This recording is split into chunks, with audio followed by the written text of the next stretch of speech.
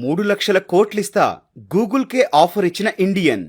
ప్రపంచ టెక్ దిగ్గజం గూగుల్కే ఆఫర్ ఇచ్చాడో భారతీయ యువకుడు. రాయిటర్స్ కథనం ప్రకారం పర్ప్లెక్సిటీ ఏఐ సీఈఓ, భారత సంతతికి చెందిన అరవింద్ శ్రీనివాస్ గూగుల్ క్రోమ్ కొనుగోలు చేయడానికి $34.5 బిలియన్ అంటే 3,02,152 కోట్ల నగదు బిడ్ చేశారు.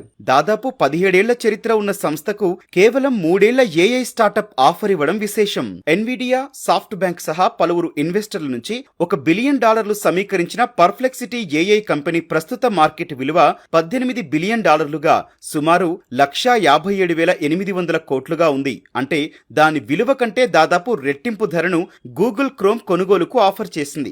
ఈ డీల్ కు పూర్తి స్థాయిలో నిధులు సమకూర్చేందుకు పలు ఫండ్లు ముందుకొచ్చాయని చెబుతోన్న పర్ప్లెక్సిటీ ఏఐ పేర్లను మాత్రం వెల్లడించలేదు.